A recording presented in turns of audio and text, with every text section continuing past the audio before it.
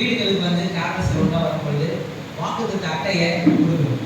குடும்பத்துக்கு ஒரு வாக்குத்தத்த வசனம் ஒரு போர்டை ஒன்று கொடுக்குறோம். கேலண்டர்ல பார்த்தீங்கன்னா மேல ஒரு வசனம் இருக்கு. அந்த நாளுக்கு ஒரு வசனம் வருது. அது போதா குறைக்கு வாட்ஸ்அப்ல 300 வசனம் வருது. அன்னைக்கு வாக்குத்தத்த வசனத்தை வாசிக்க ஆரம்பிச்சீங்கன்னா நாளே முடிஞ்சிடும். அந்த அளவுக்கு வருது. அப்ப இத்தனை வசனங்கள் இன்னைக்கு நமக்கு வருது. அந்த நாளுக்கு கர்த்தர் கொடுக்குறார். அது போதாத குறைக்கு நம்ம இது மாதிரி நீங்க அன்னைக்கு ஒரு வாக்குத்தத்தமான வசனத்தை சொல்றோம். போன வருஷம் வாக்குத்தத்த வசனம் யாருக்கு ஞாபகம் இருக்கு? எல்லாருக்கும் ஞாபகம் இருக்கு. அதனால கர்த்தரை நானே ஸ்தோத்திரிக்கிறேன். அந்த வசனத்தின்படியே நம்மளை சீர்படுத்தினார், ஸ்திரப்படுத்தினார், பலப்படுத்தினார், நிறைவேற்றிருக்கிறார். ஆமென். செஞ்சாரா கடவுள்? நம்மளை எல்லா விதங்களிலும் எவ்வளவு பிரச்சனை வந்திருக்கோம், எவ்வளவு போராட்டம் வந்திருக்கோம், எவ்வளவு இது வந்திருக்கோம், எல்லாவற்றையும் மேற்கொண்டு நம்மளை ஜெயிக்கிறவர்களாய், நம்மளை நிலைநிறுத்துகிறவர்களாய் கர்த்தர் நம்மளை மாற்றினார். ஆமென். இன்றைக்கு கூட இந்த புதிய ஆண்டுல கர்த்தர் நமக்கு கொடுக்கிற வாக்குத்தத்த வசனம் என்னன்னு கேட்டீங்கன்னா, சங்கீதங்களின் புஸ்தகம் 29ஆம் சங்கீதம் 11ஆம் வசனத்தை நாம் கொடுத்த சத்தமாய் வாசிக்கிறோம். சங்கீதங்களின் புஸ்தகம் 29ஆம் சங்கீதம் 11ஆம் வசனத்தை நாம் வாசிக்கிறோம்.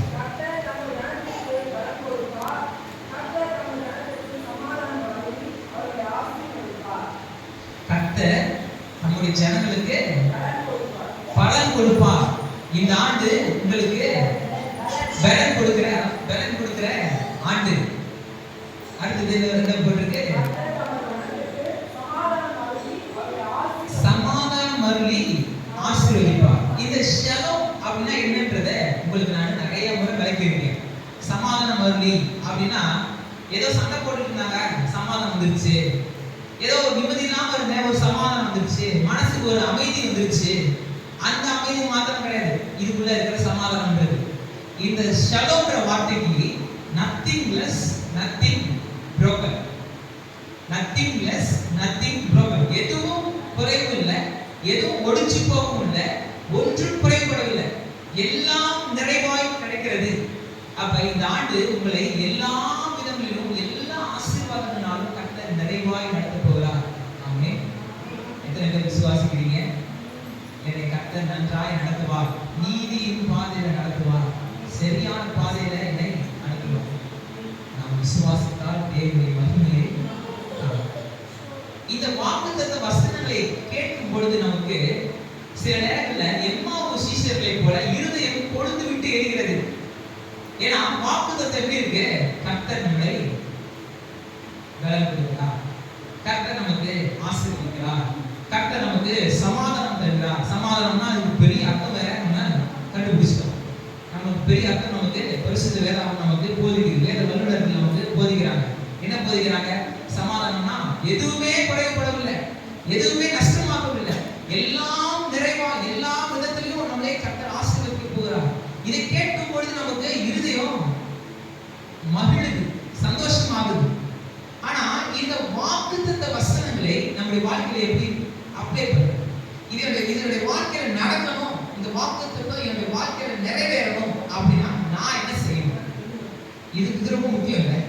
கிருபை கொடுக்குது, விசுவாசம் அதை பெற்றுக்கொள்ளுது. விசுவாசத்துல நம்ம பெற்றுக்கொள்ளணும். கிருபையா கர்த்தர் கொடுக்கிறார். என்ன கொடுக்கிறாரு? பலன் கொடுக்கிறாரு, உங்களுக்கு நல்ல ஸ்ட்ரென்த் பண்றாரு, உங்களுக்கு சமாதானம் தர்றாரு, உங்களை ஆசீர்வதிக்கிறாரு, எல்லா விதத்திலையும் உங்களை நன்மையெல்லாம் கிடைக்க போறாரு. எல்லாருக்கும் சரி, அது ஆமென். அது அப்படியே உங்களுடைய வாழ்க்கையில கடவுது. நான் விசுவாசிக்கிறேன். உங்களை ஒவ்வொருத்தருடைய வாழ்க்கையிலும் கர்த்தர் இந்த வாக்குத்தத்தத்தின்படி ஆசீர்வதிப்பார் என்று நான் விசுவாசிக்கிறேன். இதுக்கு நான் என்ன பண்ணணும்? இது நாம் என்ன பண்ணணும்? இந்த ஆசீர்வாதத்தை பெற்றுக்கொள்வதற்கு நாம் என்ன செய்யணும்? வேத வசனத்தை வாசிக்கிறோம். வேத வசனத்தை வாசிக்கும் போது அதுல கர்த்தருடைய வார்த்தை நமக்கு பேசுது. ஏதோ ஒரு விதத்துல ஏதோ ஒரு வசனம் நம்மளோட கூட ஏதோ ஒரு காரியத்துக்கு நமக்கு உதவி செய்யறதா இருக்கு.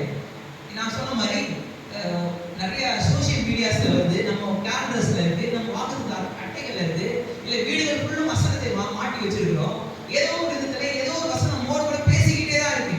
நான் தான் அன்னைக்கு சொல்றேன், ஒவ்வொரு நாளும் தனிப்பட்ட முறையில வேதத்தை வாசிங்க அப்படின்னு சொல்றேன். குடும்பமாய் ஒரு வேதத்தை ஒரு சாப்டர் வாசிங்க, தனிப்பட்ட வேதத்துல ஒரு சாப்டரை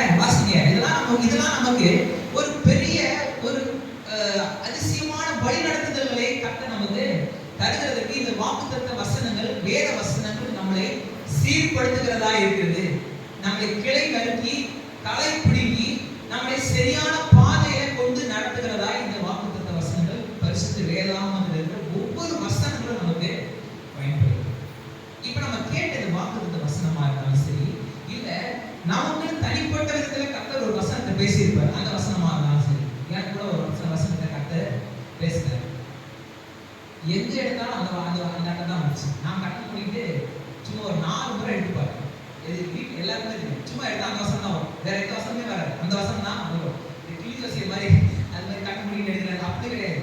இது உண்மையிலேயே அந்த வசனம் திரும்ப திரும்ப திரும்ப கர்த்தர் என்னோட கூட பேசின வசனம். எனக்கு பர்சனலா அதை எடுத்துக்கிட்ட வசனம். அந்த வசனம் என் வாழ்க்கையில் நிறைவேறணும் அப்படின்னா நான் என்ன செய்யணும்? உங்களுக்கும் அதே மாதிரி தான். இந்த வசனத்திற்கு நான் சொன்ன வசனத்தின்படி கர்த்தர் ஆசீர்வதிப்பாரு. இது மாத்திரமல்ல, ஒவ்வொருத்தருக்கும் ஒரு வாக்குத்தத்த வசனத்தை கர்த்தர் கொடுத்திருக்கிறாரு. இந்த வாக்குத்தத்தத்தின்படி நீங்கள் ஆசீர்வாதத்தை கர்த்தருடைய நன்மையை பெற்றுக்கொள்வதற்கு நீங்க என்ன செய்யணும்? அதான் நீங்க செய்யணும். பொதுவா வாக்குத்தத்த வசனத்தை சொல்லி அந்த வசனத்தின் வேத பகுதியை விளக்குகிறது தான் என்னுடைய பழக்கம். இத்தனை வருஷமா அப்படிதான் செஞ்சேன். ஆனா இந்த முறை அப்படி கிடையாது.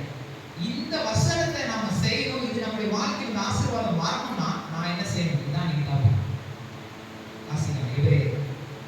எபிரேயர் 11ஆம் அதிகாரம் 23ஆம் வசனத்திலிருந்து 29ஆம் வசனம் வரைக்கும் வாசிக்கிறேன். எபிரேயர் 11 23லிருந்து 29 முடியுது.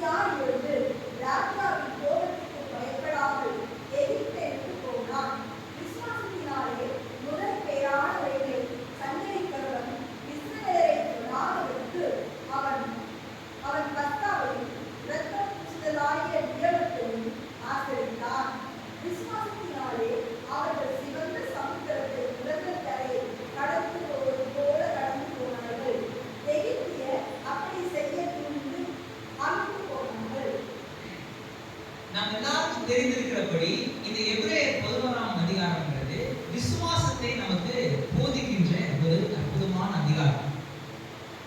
எபிரேயர் நிருபமே பார்த்தீங்கன்னா ஒரு ஸ்பெஷலான நிருபம். ஏன்னா இது எபிரேயர்களுக்கு எழுதப்பட்ட நிருபம், யூதர்களுக்கு எழுதப்பட்ட நிருபம். ஆண்டவராகிய இயேசு கிறிஸ்துவின் சீஷர்கள் இல்ல அவருடைய வழித்தோன்றல்கள் மூலமா எழுதப்பட்டது. பர்டிகுலரா யார் எழுதுறதுன்னு இதுல சொல்லவே இல்லை. அது ஒரு காரணம் இருக்கு, அது ஒரு ஆவிக்குரிய காரணம் இருக்கு, பிராக்டிகலான ஒரு காரணம் இருக்கு. ஏன்னா யூதர்கள் எப்போதுமே ஒரு நபர் ஒரு விஷயத்தை செய்யறாரு அப்படின்னா அவரை பத்தி நோண்டி நோண்டி பார்ப்பாங்க. இயேசு கிறிஸ்து அற்புதம் செஞ்சுட்டு இருக்காரு, இவ்வளவு பெரிய அற்புதமான மனுஷன் இவ்வளவு அற்புதங்களை செய்யறாரு, இவ்வளவு நன்மை செய்கிறவரை சுத்திட்டு இருக்கிறாருன்னு அவங்க இருப்பாங்க. இவன் நசரேன் அல்லவா, இவர் தாய் மரியாதை, இவங்க அப்பா யோசேப்பு, இவங்க சகோதரர்கள்லாம் நம்ம கூட இருக்கிறாங்க, இவர் என்ன இப்படிலாம் செய்யறாரு, இப்படிதான் யோசிச்சாங்க. செஞ்ச அற்புதம், இவ்வளவு பெரிய அற்புதம் நடக்குது, இவ்வளவு ஆச்சரியமான காரியம் நடக்குது, இதை பத்தி அவங்களுக்கு இதெல்லாம் கிடையாது. இதை விட என்னன்னா இவர் யாரு, இவர் எப்படிப்பட்டவர், இவர் பேக்ரவுண்ட் என்ன, இவர் என்னென்னலாம் செஞ்சாரு, இவர் எப்படி பிறந்தாரு, இதெல்லாம் நோண்டிட்டு இருப்போம். அப்ப இந்த எபிரேயருக்கு நிருபத்தை எழுதும்போது கூட இவ்வளவு அற்புதமா எழுத நிருபத்தை அவங்க கேள்வி கேட்கக்கூடாதுன்னு வேணும்னே எனக்கு தெரிஞ்சு கர்த்தருடைய ஆவியானவர் இவருடைய ஆத்தரை மறைச்சிட்டாரு, யார் எழுதுனதுன்னே தெரியல. அது அப்படியே இருக்கு. ஏன்னா எழுதப்பட்ட வசனங்கள் முதல் வசனத்திலிருந்து கடைசி வரைக்கும் அவ்வளவு அற்புதங்களையும் அதிசயங்களையும் ஆச்சரியமான விஷயங்களையும் உள்ள பொதித்து எழுதப்பட்ட நிருபம் தான் இந்த எபிரேய நிருபம். ஏன்னா நீங்க கலாத்திய சபையா இருந்தாலும் சரி, எபேசு சபையா இருந்தாலும் சரி, பிலிப்பி சபையா இருந்தாலும் சரி, கொலோசிய சபையா இருந்தாலும் சரி, நம்ம பைபிள் ஸ்டடில பார்ப்போம், பிலிப்பியன் சர்ச் தான் பார்ப்போம். அதெல்லாம் ஏதோ ஒரு பிலிப்பியன் சர்ச் மக்கதோனியா மாசிடோனியாவுடைய பகுதிகளில் ஒரு பட்டணம். வேறு வேறு பட்டணங்கள்ல கர்த்தரை அறியாத ஜனங்களுக்கு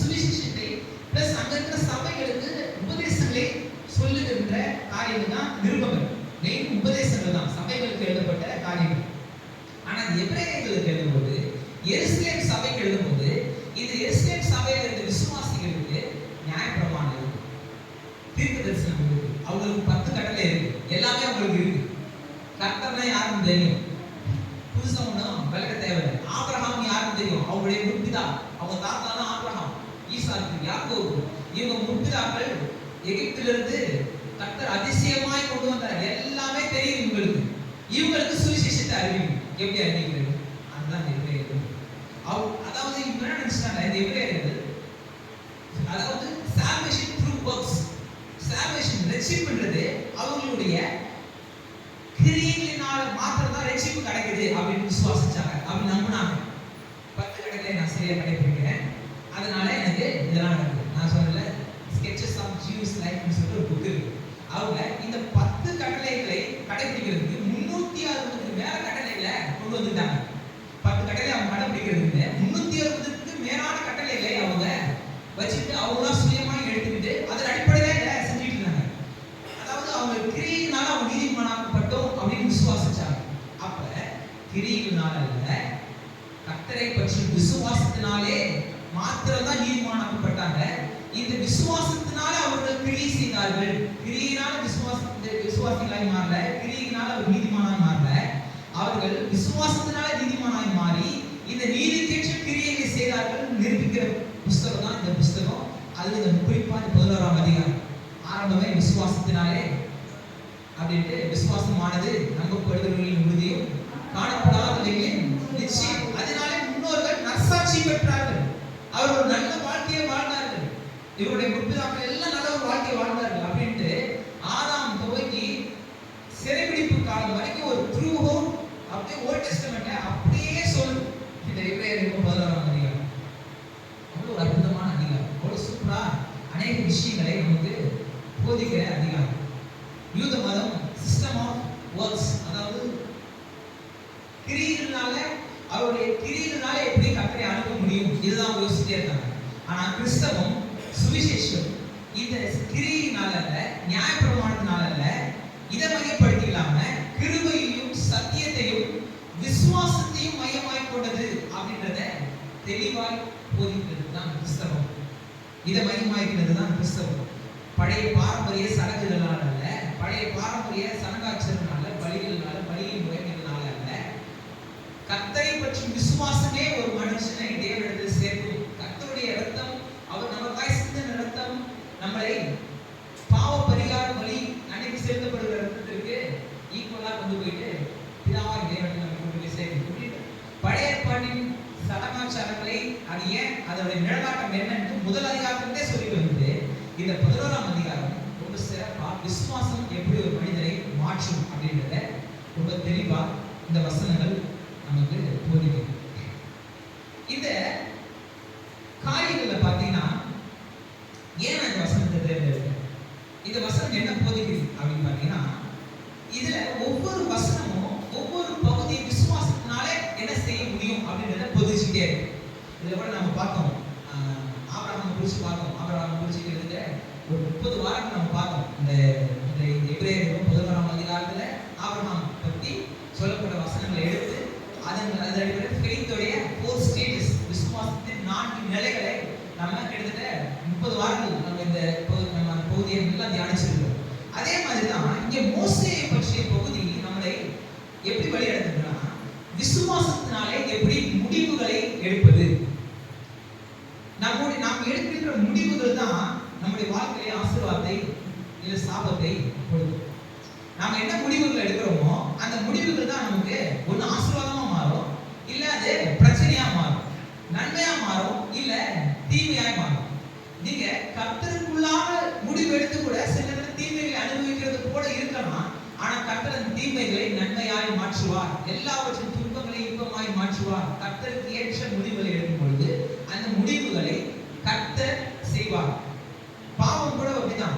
Sin is not an accident, it is a choice அப்படின்னு சொல்லுவாங்க. It is a choice. பாவம்ன்றது அது ஆக்சிடென்ட்டா ஒரு எதேர்ச்சியா ஒரு விபத்தை போல செய்யறது கிடையாது. அது ஒரு முடிவெடுத்து இதுதான் நான் செய்ய போறேன், இதை நான் செய்ய மாட்டேன், இதை நான் செய்வேன். பொய் பேசுறோம் அப்படின்னா, நான் இந்த இடத்துல உண்மையை பேச மாட்டேன், இந்த இந்த பொய்யை நான் பேச போறேன், நம்ம எடுக்கிற முடிவு தான் பொய் பேச வைக்குது. ஏதோ ஒரு விதத்துல நாம் எடுக்கிற முடிவுகள் தான் நம்மள பாவம் செய்யறோமோ இல்ல நீதியான நடக்கிற காரியங்களை செய்யறோமோ எல்லாவற்றும் நாம் எடுக்கிற முடிவுகள் தான் காரணமா இருக்குது. அப்ப தேவனிடத்திலிருந்து ஆசீர்வாதங்களை பெற்றுக்கொள்வதற்கு நம்முடைய முடிவுகள் எப்படி நமக்கு உதவுகிறது? அதுக்கு இந்த மோசே பகுதி ரொம்ப உதவுகிறது. மோசேயுடைய பகுதி நமக்கு கற்றுத் தருகிறது. ஒவ்வொருத்தருடைய பகுதி ஒன்னொன்னு கற்றுத் தருது. இப்ப ஆபேலை பார்த்தீங்கன்னா விசுவாசத்தினால் எப்படி வாழ்வது அப்படின்றத கற்றுத் தருது. அதாவது எபிரேயர் முதலாம் அதிகாரத்துல 11ஆம் அதிகாரத்துல முதல் வசனத்திலிருந்து வாசிச்சீங்கன்னா ஆபேலை பற்றிய பகுதி வந்து விசுவாசத்தினால் எப்படி வாழ்வது அப்படின்றத நமக்கு கற்றுத் தருது. இரண்டாவது ஏனோக்கு அந்த பகுதியை வாசிச்சீங்கன்னா விசுவாசத்தினால் எப்படி நாம் நடப்பது, தேவனோடு கூட எப்படி சஞ்சரிப்பது அப்படின்றது நமக்கு போதிக்குது. நோவாவின் பகுதி எடுத்துக்கிட்டீங்கன்னா விசுவாசத்தினாலே எப்படி செயல்படுத்துவது, விசுவாசத்தை எப்படி செயல்படுத்துவது. காணாத ஒரு காரியம், கேள்விப்படாத ஒரு காரியம் வரப்போகுது, மழை வரப்போகுது, கர்த்தர் பேசிட்டாரு, ஆனா அதை நம்பி அவர் 3 வருஷத்துக்கு மேல செயல்படுறாரு. விசுவாசத்துல எப்படி செயல்படுது அப்படின்ட்டு நோவா பகுதி நமக்கு போதிக்குது. எல்லாத்துக்கும் மேல ஆபிரகாம் பகுதி விசுவாசத்துக்கு அது நமக்கு ஒரு மாடலா இருக்கு, அது ஒரு முன் மாதிரியா இருக்கு, நமக்கு அது மாடலா இருக்கு. இன்னும் ஈசாக்கு, யாக்கோபு, யோசேப்பு இவருடைய பகுதிகளை வாசிக்கும் பொழுது விசுவாசத்தினாலே எப்படி நாம் ஜெயிப்பது அப்படின்றத நம்ம கற்றுக்கொள்வோம். இப்ப மோசே பகுதி விசுவாசத்தினாலே எப்படி நாம் முடிவுகளை எடுப்பது, இது ரொம்ப ரொம்ப முக்கியம். கிறிஸ்தவத்துல மாத்திரம் இல்ல, பொதுவா எல்லா இடத்துலயும் வந்து முடிவுகளை எடுக்கிறதுன்றது, ரைட் டிசிஷன்ஸ்ன்றது ரொம்ப ரொம்ப முக்கியம். நம்ம சரியான முடிவு எடுத்துட்டோம்னா கரெக்டா போயிட்டு இருக்கும், தப்பான முடிவு எடுத்தா கொஞ்சம் ஆட்டம் காமிச்சிட்டு இருக்கும். அப்ப விசுவாசத்தினாலே நாம் எப்படி முடிவுகள் எடுப்பது, இப்படிப்பட்ட முடிவுகள் எடுத்தாதான் நான் சொன்ன வாக்குத்தத்தம், கர்த்தருடைய ஆசீர்வாதம், கர்த்தருடைய சமாதானம், கர்த்தருடைய பலப்படுத்துதல், கர்த்தருடைய திடப்படுத்துதல், கர்த்தருடைய எல்லா நன்மைகள் நாம் பெற்றுக்கொள்வதற்கு நம்முடைய முடிவுகள், நாம் எடுக்கின்ற டிசிஷன்ஸ் ரொம்ப ரொம்ப முக்கியம். ஏதோ சர்ச்சைக்கு போனா தூக்கத்தை விட்டு ஏதோ போனோம், 4 நல்ல வார்த்தை சொல்லி தலையை கழிச்சு ஆசீர்வாதம் போட்டு ஒரு கையில் வந்து ஏதோ ஒளியெல்லாம் விட்டு ஏதோ நன்மையா சேர்த்து அனுப்பின்னு பார்த்தா ஏதோ முடிவு எடுக்கணும்னு சொல்லி கொடுக்குறீங்க, என்ன பண்றது? கொஞ்சம் அடிக்கல புளியை கிடைக்குது, எதுனா எவ்வளோ தப்பா முடிவு எடுத்து போனோம் அப்படின்ட்டு நீங்க உங்களுக்குள்ள நீங்க நினைக்கலாம். ஆனா கர்த்தருடைய ஆவியானவர் நமக்கு உதவி செய்யும். இங்க மோசே எடுக்கிற முடிவுகள், மோசே பகுதி பார்த்தீங்கன்னா இப்ப ஆதி 5 ஆகமம் சொல்லுவாங்க. 5 ஆகமம் மோசே எழுது. ஆதி ஆகமம், யாத்ராகமம், லேவியராகமம், என்னாகமம், உபாகமம். இந்த ஆதி ஆகமத்துல முதல் 3 அதிகாரங்கள் இதுக்கு காலகட்டமே கிடையாது, சிருஷ்டிப்பின் காலம். என்னைக்கு மனுஷன் பாவத்துல விழுந்தாலும் அது 3ஆம் அதிகாரம் அங்க ஆரம்பிக்குது. அப்படியே பார்த்தீங்கன்னா 11, 11, 12 ஆபிரகாம் ஆரம்பிச்சார். அப்புறம் 50வது அதிகாரத்துக்குள்ள அவங்க எகிப்துக்கே போயிடுவாங்க. அதுக்குள்ள ஈசாக்கு, யாக்கோபுடைய வரலாறு, யோசேப்புடைய வரலாறு, கடைசி அவர் எகிப்துக்கு எப்படி போனாரு, எகிப்துல போய் கர்த்தர் எப்படிலாம் அவர் உயர்த்தினாரு, எந்த அளவுக்கு அந்த எகிப்து தேசத்தின் மூலமாய் உலகம் முழுக்க கர்த்தர் ஆசீர்வதிச்சாரு அப்படின்றதெல்லாம் நமக்கு இந்த 50 அதிகாரங்கள் முடிஞ்சிருக்கு.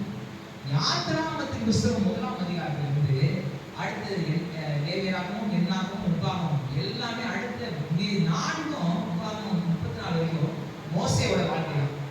மோசேயோட வாழ்க்கை வரலாறு தான் முழுக்க முழுக்க இருக்கும். மோசேயோட வாழ்க்கை தான் அதுல முழுக்க முழுக்க இருக்கும். அதனால இந்த மோசே பகுதி எழுது. இந்த மோசே அவர் சில டிசிஷன்ஸ் எடுக்கிறார், சில முடிவுகளை அவர் எடுக்கிறார். அது எந்த அளவுக்கு அது உதவுகிறது, நம்முடைய முடிவுகளை எடுக்கிறதுக்கு எப்படிலாம் அது உதவுது அப்படின்றத பார்த்துட்டு நம்ம நிறைவு செய்யலாம்.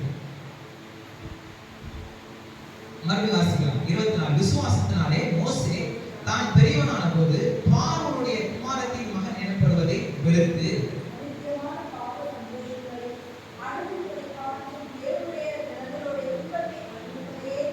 தெரிந்து கொண்டார். சூஸ் பண்றாரு. இங்கே வசனமே அப்படி வருது. சூஸ் பண்றாரு, தெரிந்து கொள்றாரு. அவர் தான் அதுல சூஸ் பண்றாரு. எனக்கு இது வேணும், எனக்கு இது வேணும். ஆதாம் ஏவாள் வந்து ஏதேன் தோட்டத்துல சூஸ் பண்ணாங்கல்ல, எனக்கு இந்த ஜீவ விருட்சத்தின் கனி வேணும், நன்மை தீமை அறிகிற கனி வேணும் அப்படின்ற சாய்ஸ். அதான் sin is a choice. sin வந்து பாவம்ன்றது ஒரு சாய்ஸ். அது வந்து ஒரு ஆக்சிடென்டலாவோ எதேச்சியாவோ நடக்கிறது கிடையாது. அது நம்ம தேர்ந்தெடுக்கிறோம். ஏதோ ஒரு விதத்துல நம்ம அதாவது நம்முடைய வாழ்வாதாரத்தின் பெருமையை காட்டுவதற்கு என்று நாம செய்கின்ற முடிவுகள் தான் இந்த காரியங்களுக்கு நம்மை எடுக்க வைக்கிறது. இங்கே மோசே ஒரு முடிவுகளை எடுக்கிறார். இப்படிதான் முடிவுகளை எடுக்கிறார். the choice of faith. இது மோசே எடுக்கிற முடிவுகள் தான் இந்த வேத வசனங்கள். அப்ப மனுஷ வாழ்க்கையே நன்மை தீமை எல்லாமே பார்த்தீங்கன்னா அந்த சாய்ஸ் அடிப்படையில். உபாகமத்தின் புஸ்தகம் 30ஆம் அதிகாரம் 19ஆம் வசனம் சொல்லுது பாருங்க, நீ ஜீவனை தெரிந்து கொண்டு, நீ சூஸ் பண்ணுப்பா, ஜீவனை தேர்ந்தெடுத்துக்கோ, நீ சரியானதை தேர்ந்தெடுத்துக்கோ, ஜீவனை தேர்ந்தெடுத்துக்கோ. உபாகமத்தின் புஸ்தகம் 30ஆம் அதிகாரம் 19ஆம் வசனம் சொல்லுது அப்படியே.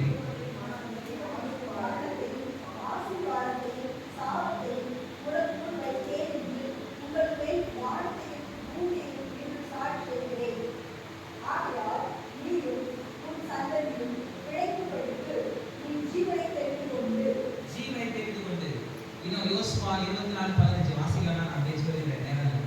யோசுவா 24:15 பார்த்தீங்கன்னா, யாரை நீ சேவிப்பாய் என்று தெரிந்து கொள், தீர்மானம் பண்ணு. நீ நீ நீ சூஸ் பண்ணுப்பா. பசங்களுக்கு பிடிச்ச பாட்டு, நான் என் வீட்டு ஆரம்பம் கர்த்தரையே சேவிப்போம். எந்த ஏதாச்சும் பாட்டு பாடுனாங்கன்னா என்ன பண்ண முதல் பாட்டு இந்த பாட்டு பாடுவாங்க. இவங்க ரெண்டு பாட்டு வச்சுருக்காங்க. பாட்டு எடுக்கன்னு சொன்னாலே இந்த பாட்டு தான் பாடிடுவாங்க.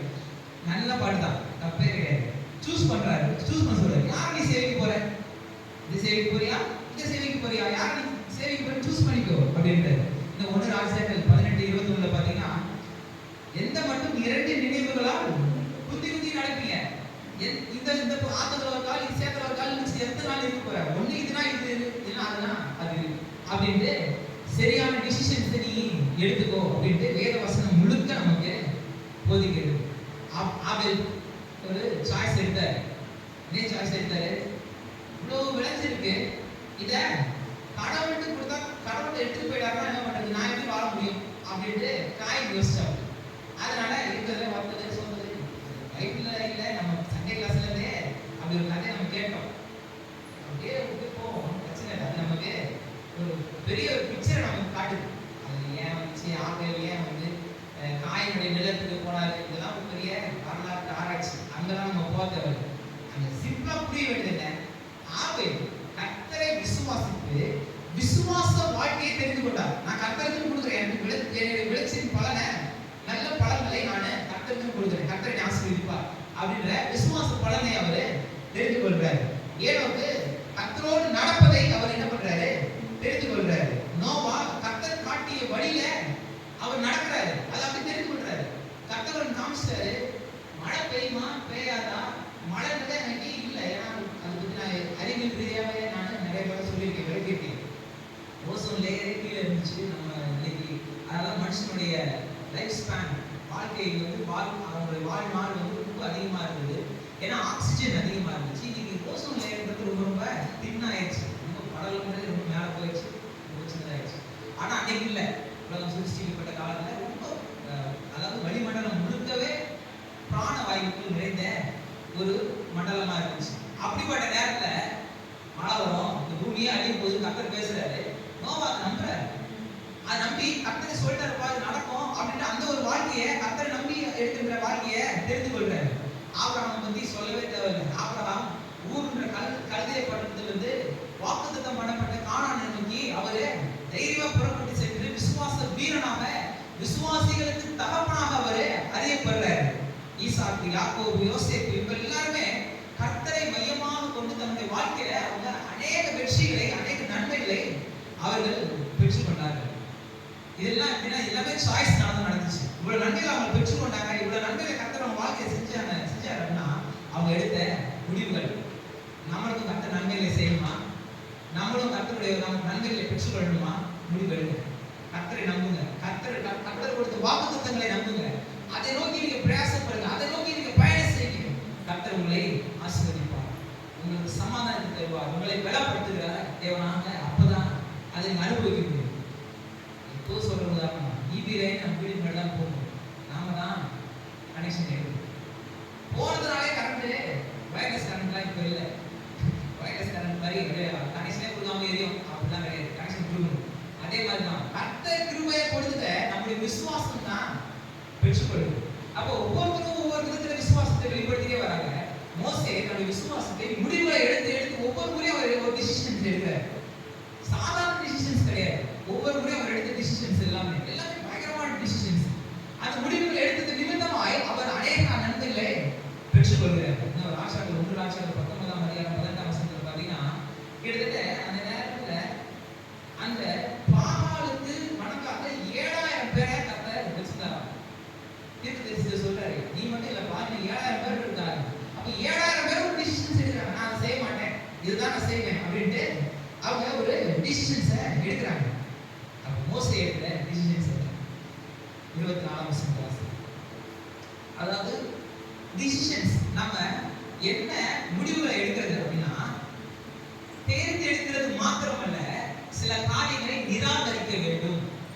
நல்லா சொல்லுகிறேன், நீங்க கர்த்தருடைய ஆசீர்வாதத்தை பெற்றுக்கொள்வதற்கு, கர்த்தருடைய சமாதானத்தை பெற்றுக்கொள்வதற்கு, கர்த்தருடைய நன்மையை பெற்றுக்கொள்வதற்கு உங்களுக்கு நான் பிராக்டிகலா சொல்லுகிறேன்.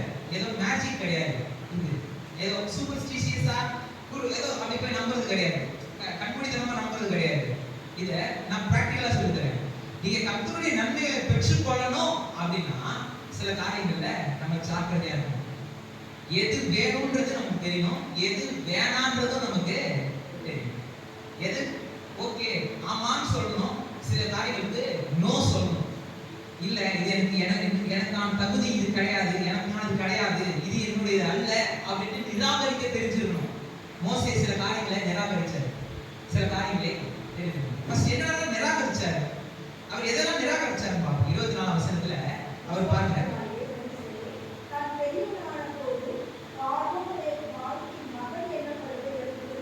இது உங்களுக்கு எல்லாருக்குமே தெரியும் அப்படின்னு நான் விசுவாசிக்கிறேன். எல்லாருக்குமே தெரிந்த பைபிளுடைய அடிப்படையான ஒரு கதை, சண்டே ஸ்கூல்ல நம்ம கேள்விப்பட்ட கதை.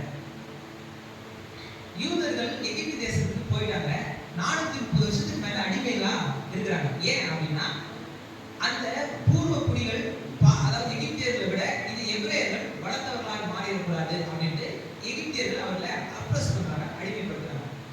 இப்ப இந்த அடிமைகளா இருந்த எபிரேயர்களை இன்னும் பழுகாதபடிக்கு, இன்னும் பெருகாதபடிக்கு அவங்க ஆண் பிள்ளைகள் எல்லாரையும் கொலை செய்ய பார்வோன் வந்து என்ன பண்றான், பாரோ வந்து கட்டளை கொடுத்துறாரு.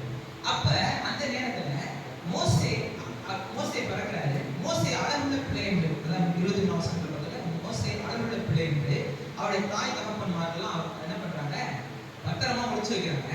கடைசியா ஒரு குறிப்பிட்ட நாள் மேல அவங்களால இது பண்ண முடியல. அதனால நைல் நதி, நமக்கு எல்லாருக்கும் தெரிஞ்சு நைல் நதியில ஒரு 4 படகு செஞ்சு அந்த 4 படகுல அந்த குழந்தைய வச்சு அனுப்பிச்சு விடுறாங்க.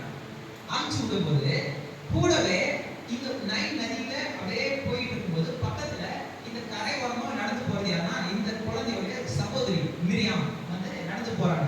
இவங்க அப்படி போயிட்டே இருக்காங்க. இந்த நைல் நதியில குழந்தை போயிட்டு இருக்கு.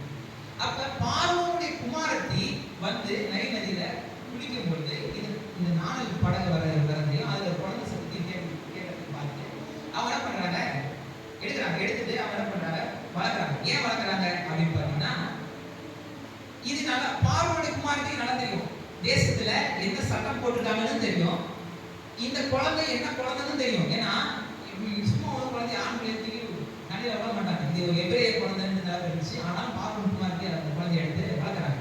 அப்ப குடுகுடு இந்த கூட வந்து அவன் சொந்த அக்கா என்ன பண்ணுது, அப்படியே பேச்சு கொடுத்து அந்த இதை வளர்க்கறதுக்கு உங்களுக்கு ஒரு தாயை நானே, ஒரு சர்வெண்ட்டை, ஒரு நர்ஸ் நானே ரெடி பண்றேன் அப்படின்னு சொல்லி யார சொந்த அம்மாவே அனுப்பி வச்சு. எவ்வளவு கிளவர் பாருங்க. நம்ம பிள்ளைங்க இந்த அளவுக்கு யோசிக்கணுமான்னு தெரியல. ஆனா அது பயங்கரமான ஆளா இருக்கும் பொழுது சின்னதுலே ரசமா இருக்கு. நல்ல மனுஷி அவங்க. பிற்காலத்துல நல்லா கர்த்தருடைய ஊழியத்தை செஞ்சாங்க. மீரியாமுடைய பாடல்லாம் அருமையான பாடல்கள்லாம் இருக்கு. ஆனா அவ்வளவு கிளவரா யோசிக்கிறாங்க. யோசிச்சு என்ன பண்றாங்க, சொந்த தாயே அந்த குழந்தைய வளர்க்கறதுக்கு ராயல் அத்தாரிட்டி வாங்கி, சீல் வாங்கி, ப்ரொவிஷன்ஸ் வாங்கி வளர்க்கறதுக்கு ஒரு குட்டி பொண்ணு ஏற்பாடு பண்ணிடுச்சு. இங்க கூட அப்படிதான் சுவிசேஷம் அறிவிக்கிறதுக்கு என்னடா பண்ணான்னு பார்த்தா இவ்வளவுதான், எல்லாம் இத்தினோடு தான் எல்லாத்துக்கும் பரிவாசம் இருந்துச்சு. இருக்கு நான் போனேன், எல்லாம் தெரியும். போறதுக்கு கேரல்ஸுக்கு போறதுக்கு வாசலை ஓப்பன் பண்ணி விட்டது எதுனா பெரிய பெரிய ஆள்லாம் கிடையாது. பெரிய செல்வாக்கு பிரச்சனைகளோ, பெரிய செல்வந்தர்களோ, இல்ல வந்து பெரிய வளம் எல்லாத்துலயும் வளம் பொறுத்தவர்கள் கிடையாது. தரம் விட்டது எல்லாம் இத்தினோடு, எல்லாம் லாங்குவேஜ் இதெல்லாம் இதுதான் எங்களுக்கு நிறைய அர்த்தங்களை செய்யறதுக்கு எங்களுக்கு நிறைய காரியங்களை அப்படிதான் பயன்படுது. அது மாதிரி தான் இந்த மீரியாமும் அது மாதிரி தான் போறது. எந்த அளவுக்கு அவங்க செஞ்சுட்டாங்க. இப்ப எபிரேய தாயிட்ட சொந்த அம்மாட்டியே வளர்றாரு, மோசே வளர்றாரு. தன்னுடைய வரலாறு, தன்னுடைய பாரம்பரியம், தான் யாரு, தான் எப்படி பிறந்தேன், தன்னுடைய மூதாதையர் யாரு, தன்னுடைய ஆபிரகாம் யாரு, அவருடைய தேவன் யாருன்னு எல்லாமே மோசேக்கு தெரியும். சொல்லி வளர்க்குறாங்க. இந்த பக்கம் எகிப்தின் சகல சாஸ்திரத்தையும் கற்று வளர்க்குறாங்க. ஏன்னா இது ராஜா வீட்டு பிள்ளை, பார்வோனுடைய பேரன், பார்வோனுடைய குமாரத்தை தான் வளர்க்குறாங்க. அப்போ பார்வோனுடைய வீட்டு பிள்ளையாக எகிப்தின் சகல சாஸ்திரங்களையும் கற்று வளர்க்குறாரு. ஸ்தேவான் இந்த சாட்சியை சொல்றாரு. அப்போஸ்தலர் 7ஆம் அதிகாரத்துல வாசிக்கும். எல்லாத்தையும் அவர் கற்று வளர்றாரு. ஆனா அவர் இந்த உலகத்தின் பிரஸ்டீஜ், இந்த உலகத்தின் பெருமைகளை அவர் நிராகரிக்கிறார். அவர் சூஸ் பண்றாரு. தன்னுடைய வளர்த்த தாய், அதாவது உண்மையான தாய், தன்னுடைய உண்மையான என்ன பாரம்பரியத்துல வந்தாங்களோ அதை சொல்லி வளர்க்குறாங்க. தன்னுடைய கதை என்னன்னு மோசேக்கு தெரியும். இந்த பக்கம் பார்த்தா அன்னைக்கு சூப்பர் அத்தாரிட்டி, உலகத்தின் பெரிய ராஜ்யம், உலகத்தின் மிக பணக்கார ஒரு தேசம், உலகத்தின் எல்லா ஞானங்களும் நிறைந்த தேசம். எகிப்து நாகரிகத்தை பத்தி நான் உங்களுக்கு சொல்ல தேவையில்லை. நீங்களே போயிட்டு நீங்க ரிசர்ச் பண்ணுங்க.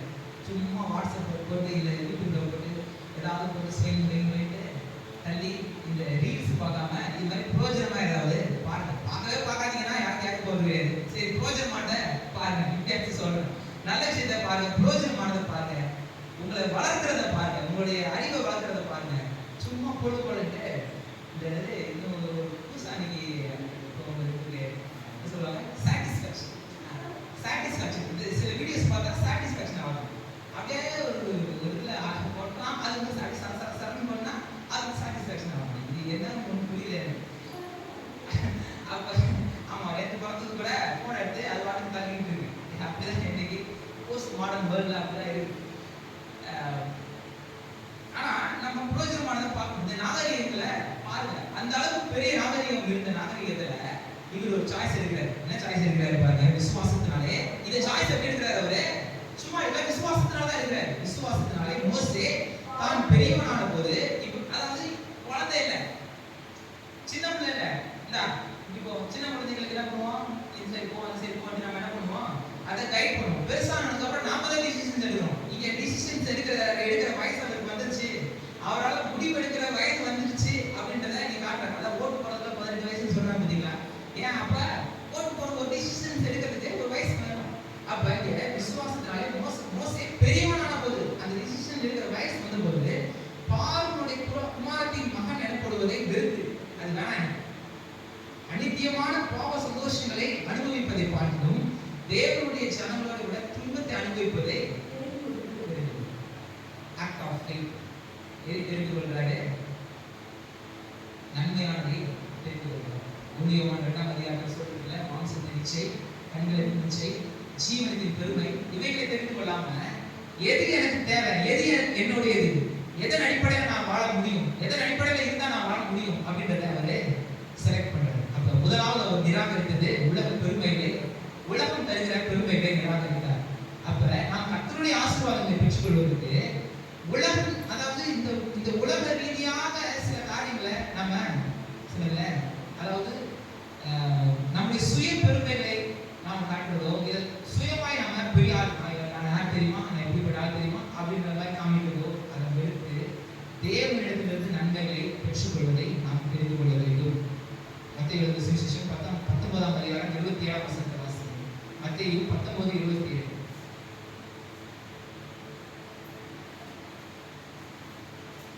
இயேசு சொல்றாரு, 19:27.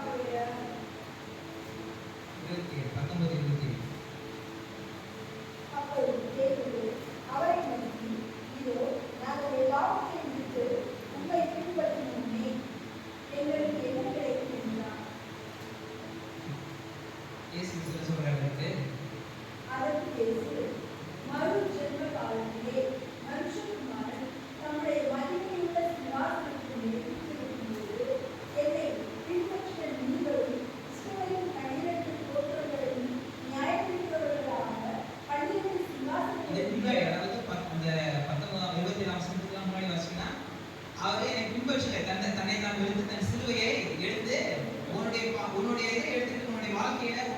உலகை எடுத்துட்டு உன் நோக்கத்தை எடுத்துட்டு நீ என்னை பின்பற்றி வான்னு சொல்றாரு.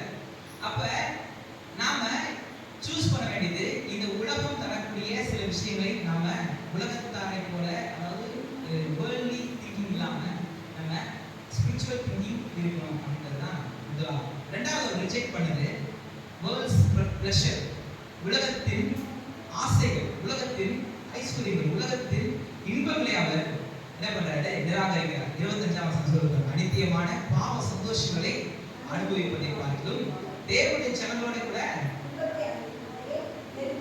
அவர் பரவாயில்ல, நான் இது துன்பமா இருந்தாலும் பரவாயில்ல, நான் சூஸ் பண்ணிக்கிறேன் அப்படின்ட்டு அவரு அதாவது கம்பேரிட்டிவ்லி ஒரு அரண்மனையில வாழ்றது பெருசா இல்ல ஒரு சாதாரண ஒரு மனுஷனை போல வாழ்றது பெருசா? அங்கதான் ஒரு அரண்மனையில ஒரு ராஜாவை போல ப்ராபப்ளி அவர் வந்து அந்த ஒரு எல்லா கிரைட்டீரியாவும் அவர் ஃபில் பண்ணியிருந்தாருன்னா அவர் வந்து என்ன பண்ண முடியும்? அவரால் பார்வனா மாறி இருக்க முடியும். அந்த அளவுக்கு அவருக்கு திறமை இருந்துச்சு. ஆனா அதை விட்டுட்டு துன்பத்தை பரவாயில்ல, இதை நான் செலக்ட் பண்றேன். ஆனா கர்த்தர் சும்மா விட்டாரா? நீங்க நினைக்கலாம், அப்ப இந்த உலகத்தின் தர எல்லா ஆசீர்வாதங்களையும் நான் விட்டுட்டு வந்தா நான் கஷ்டப்படணுமா, நான் துன்பப்படணும் அப்படின்றதான் பரிசுத்த வேலை நம்ம சொல்லுதா? அப்படின்னா அது கிடையாது. மோசே கிட்டத்தட்ட அநேக லட்ச ஜனங்களுக்கு தலைவனாய் மாறினார். லட்சக்கணக்கான ஜனங்களை வழி நடத்தினார். ஒரு அடிமைத்தனத்தின் வாழ்க்கையில அவர் இல்லை, ஒரு விடுதலையாக்கப்பட்ட வாழ்க்கையில அவர் வாழ்ந்தார். அற்புதங்களை நடத்தினார். அவரை மாதிரி அற்புதங்கள் நடந்தது அந்த நேரத்துல அவர் செஞ்ச அற்புதம் மாதிரி வேற எங்கேயாவது நடந்துச்சா? செங்கடல் இரண்டாய் பிளக்குது. அதாவது கண்மலையிலிருந்து தண்ணீர் வருது, வானத்திலிருந்து மண்ணா வருது, ஆகாரம் வருது, காடைகள் வருது. இன்னும் போனா தேவனோடு கூட தேவனை தரிசிக்கிறவர்களாய் மாறுறாரு, தேவனுடைய கட்டளைகளை பெற்றுக் கொள்கிறவராய் மாறுறாரு, தேவனோடு சஞ்சரிக்கிறவராய் மாறுறாரு. எவ்வளவு பெரிய ஆசீர்வாதங்களை கர்த்தர் தராரு மோசேக்கு. எவ்வளவு பெரிய லீடரா தராரு. மோசே ஒரு பெரிய லீடரா மாத்தி இது பண்றாரு. கர்த்தருக்காக நீங்க எடுக்கிற டிசிஷன்ஸ் அது ஏதோ நீங்க விட்டுட்டு எல்லாத்தையும் விட்டுட்டு வந்தேன் அப்படிலாம் கிடையாது. நீங்க சரியான டிசிஷன் எடுத்தீங்கன்னா உங்களை கர்த்தர் மென்மேலும் உயர்த்தி வைப்பார். இரண்டாவது அவர் ரிஜெக்ட் பண்ணுது உலகத்தின் ஆசை. மூணாவது அவர் ரிஜெக்ட் பண்ணுது உலகத்தின் பெருக்கம். 26ஆம் வசனம், இனிவரும் பலன்மேல் நோக்கமாக இருந்து எகிப்தில் உள்ள பொக்கிஷங்களிலும் கிறிஸ்துவின் நிமித்தம் வரும் நிந்தையே அதிக பாக்கியம் என்று. எகிப்தில் இருந்த ஆசீர்வாதங்களை போல வேற எங்கேயா இருந்திருக்குமா அப்படின்னு கேட்டா கிடையாது. எகிப்தில் இருந்த நன்மைகளை போல வேற எங்கேயாவது பொக்கிஷங்களோ நன்மைகள் இருக்குமான்னு கேட்டா வேற எங்கேயுமே இருந்திருக்காரு. ஆனா அதை சூஸ் பண்ணாம, அதை நோக்கி போகாம, அதை சார்ந்து இல்லாம அவர் கர்த்தரை சார்ந்தவராய் அவர் இருந்தார். மூணாவது டிசிஷன். நாலாவது ரொம்ப முக்கியம், வேர்ல்ட்ஸ் ப்ரெஷர். ப்ளஷர் இல்ல, ப்ரெஷர், அழுத்தம். உலகம் ஒரு அழுத்தம் தரும். நம்ம இந்த பூமியில வாழும்பொழுது முடிவுகள் எடுக்கிறதுக்கு உலகம் ஒரு அழுத்தம் தரும். எப்படிப்பட்ட அழுத்தம்னா, சிக்னலை போய் நிற்போம், முன்னாடி நிற்போம், அது ஒரு தர்ம சங்கடம் இருக்குது. யாரும் கிராஸ் பண்ணல அப்படின்னா ரெட் லைட் இருந்தாலும் பின்னாடி இருக்கவன் அடிப்பாம பாருங்க ஹார்ன் போட்டு அழுத்தி நம்மள சும்மா இல்லாம நம்மள வச்சிருவோம். ஏன்? அவன் அடிக்கிற ஹார்ன்ல நம்மளே என்ன பண்ணுவோம்? வண்டியை மூவ் பண்ணிருக்கோம். அப்ப அதே மாதிரி உலகம் நம்ம ஒரு டிசிஷன்ஸ் எடுக்கிறதுக்கு வைக்குது. சில காரியங்களை நம்ம முடிவுகள் எடுக்கிறதுக்கு உலகம் என்ன பண்ணுது? ஊதி தள்ளுது. உலகம் நம்மள எடுக்க வைக்குது. சும்மா இருக்க மாட்டாங்க. எப்படா கல்யாணம், எப்போ கல்யாணம், கல்யாணம் எப்போ கல்யாணம் கேட்டே இருப்பான். கல்யாணம் ஆச்சுன்னா எப்போ குழந்தை, எப்போ குழந்தை, எப்போ குழந்தைங்க இருப்பான். குழந்தை வந்துச்சுன்னா அது என்ன நெரிச்சிச்சா, நடந்துச்சா, பேசிச்சா, இன்னும் 3 மாசம் தாங்க ஆகுது அப்படின்னா 3 மாசத்துல என் குழந்தைலாம் தாவச்சு, வாரத்துக்கு மாதம் தாவச்சு அப்படின்னு இஷ்டத்துக்கு ஏதாவது பேசுறது. இது பண்ணிச்சா, அது பண்ணிச்சா இருக்கு. சரி, அதெல்லாம் தாண்டி வந்துச்சுன்னா எந்த ஸ்கூல்ல சேர்த்தேன், இந்த ஸ்கூல்ல சேர்த்தேன், இந்த ஸ்கூல்ல சேர்த்தேன், அந்த ஸ்கூல்ல சேர்க்க வேண்டியானே, அதான நல்ல ஸ்கூலு அப்படின்னு அவனுக்காக இருந்ததெல்லாம் கடன் மூலம் வாங்கி அந்த ஸ்கூல்ல போய் சேர்க்கறது. திருப்பி அதே மாதிரி ஒரு காலேஜ்ல போய் சேர்க்கறது. இந்த காலேஜ்ல ஏன் சேர்க்கிறேன், அந்த காலேஜ்ல சேர்க்கறது இல்லையா அப்படின்ட்டு ஏதாவது ஒரு பிரச்சனை கொடுத்துக்கிட்டே இருப்பான். அவன் கடைசியில் ஒரு நல்ல வேலையில போய் சேர்ந்தா கூட இந்த வேலை தான் கிடைச்சா, அமெரிக்கா போலையா, ஆஸ்திரேலியா போலையான்ட்டு அங்கேயும் ஒரு அப்ப இந்த உலகம் எப்படின்னா ஒருத்தன் வாழ்றானா எப்படாம வாழ்றான்னு யோசிப்பாங்க, எப்படி யோசிப்பாங்க தெரியாது. ஏன் அது இல்லை, இது இல்லை, எது நமக்கு 1000 இருக்கும், நன்மை இருக்கும். சிலர் நம்மளே அப்படிதான் இருக்கும், நன்மை 1000 இருக்கும். லிஸ்ட் போட்டு பார்த்தா நமக்கு கடவுள் நிறைய நன்மையை செஞ்சிருப்பாரு. ஆனா நம்ம மனசு எது இல்லையோ அது தேடி போய் யோசிச்சு அதை நினைச்சு கவலைப்பட்டு இருக்கும்.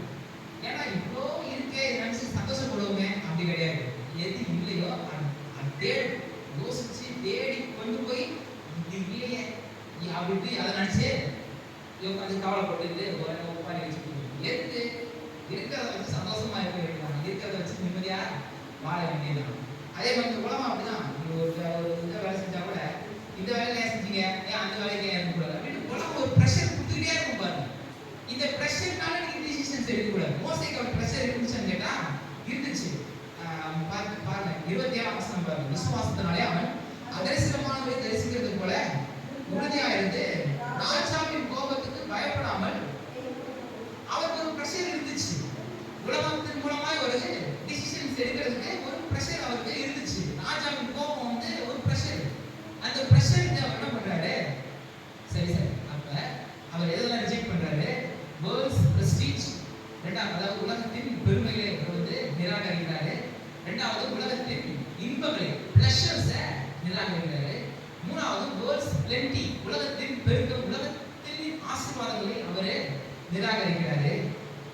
அது நிதானத்தை அறிகிறாராம் பாருங்க. இந்த 26ஆம் வசனத்துல வாக்கியம் என்று எண்ணின்னு வருதுல 26 வாக்கியம் என்று எண்ணி, அதாவது அது ரொம்ப நன்மை அப்படின்னு எண்ணிக்கிறாரு, ரொம்ப யோசிக்கிறாரு அப்படின்ற மாதிரி தான் வந்துருச்சு.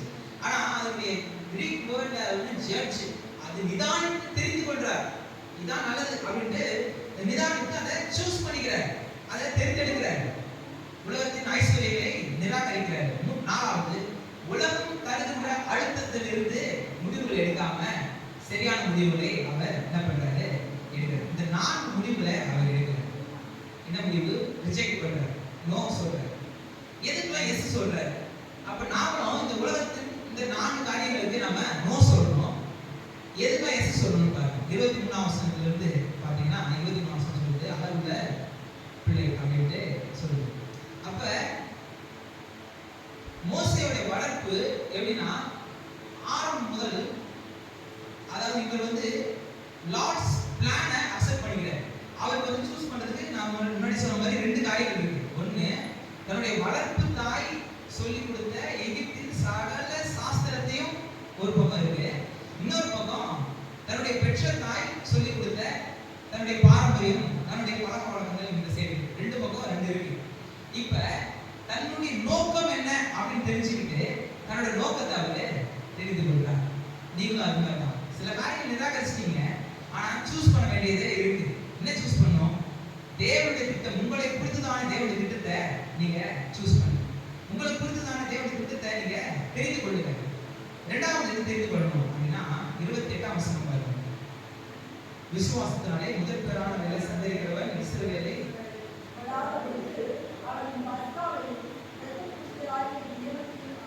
நியமத்தை ஆசைப்பட்டார். True faith accept Lord's provision. அதாவது true faith accept Lord's plan. உண்மையான விசுவாசம் தேவனுடைய திட்டத்தை அக்செப்ட் பண்ணி ஏற்றுக்கொள்ளும். உண்மையான விசுவாசம் தேவனுடைய வழிநடத்துதலை, தேவனுடைய பராமரிப்பை, தேவனுடைய பாதுகாப்பை ஏற்றுக்கொள்ளும். இங்க தேவனுடைய நியமங்களை ஆசிரிச்சார். நமக்கு கத்த நிறைய நியமங்களை கொடுத்திருக்கிறார். நிறைய காரியங்கள் நாம செய்யணும். ஆவிக்குரிய வாழ்க்கையில நம்ம வளர்க்கிறதுக்கு தேவ வசனத்தை வாசிக்கிறது, செல்வத்துல பங்கேற்கிறது, கோயிலுக்கு போறது, இந்த மாதிரி நிறைய விஷயங்கள் நம்ம செய்ய வேண்டியது இருக்கு. அப்ப இதெல்லாம் நம்ம செய்யணும், இதெல்லாம் நம்ம சூஸ் பண்ணணும். இதை நான் செய்வேன், இந்த நேரத்தில் நான் செய்வேன் அப்படின்னு நம்ம சூஸ் பண்ணணும். நீங்க அதை செஞ்சு மட்டும் பாருங்க, கர்த்தர் உங்களுக்கு எவ்வளவு பெரிய நன்மைகளை செய்யறாரு. கர்த்தருடைய காரியத்துல அசதியா இருக்கிறாரு. கர்த்தருடைய விஷயங்கள்ல ஜாக்கிரதையா இருந்து மட்டும் பாருங்க. நிச்சயமாய் அந்த நிமித்தம் பெரிய ஆசீர்வாதத்தை கர்த்தர் உங்களுக்கு உங்களுடைய வாழ்க்கையில செய்ய வர. கடைசியா அவர் எதை அக்செப்ட் பண்றாரு, எதை செய்யறாரு அப்படின்னா 29ஆம் வசனம்.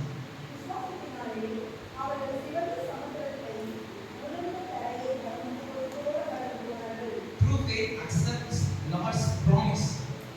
அதாவது விசுவாசத்தின் செயல்பாடு. விசுவாசத்தை நாம் யாரை விசுவாசிக்கிறோமோ அந்த விசுவாசத்தை செயல்படுத்தணும். தேவனுடைய திட்டத்தை தெரிஞ்சு கொள்றோம், அந்த திட்டத்துல வாழறேன் அப்படின்னு நான் முடிவெடுத்துக்கிறேன். ரெண்டாவது, இந்த தேவன் நமக்கு கற்றுக் கொடுத்த காரியங்கள்ல அந்த ப்ரொவிஷன்ஸை அவர் தான் நமக்கு ப்ரொவைடர், அவர் தான் எனக்கு தேவையை சந்திக்கிறவர் அப்படின்றத நான் ஏற்றுக்கொள்றேன், அதை நான் தெரிந்து கொள்றேன். மூணாவது கடைசி என்னன்னு பார்த்தீங்கன்னா லார்ட்ஸ் ப்ராமிஸ். அவர் நமக்கு கொடுத்த வாக்குத்தத்தங்களை, அவர் நமக்கு கொடுத்த எல்லா காரியங்களையும் நம்ம அக்செப்ட் பண்ணி அந்த விசுவாச வாழ்க்கையை நம்ம யோசிச்சு பாருங்க. சிவந்த சமுத்திரம் செங்கடல் பின்னாடி பாவனுடைய சேனை துரத்திக்கிட்டு வருது. 2 பக்கம் மலை, ஏற முடியாது, ஓட முடியாது, முடிஞ்சு பண்ண முடியாது, எதுவும் பண்ண முடியாது.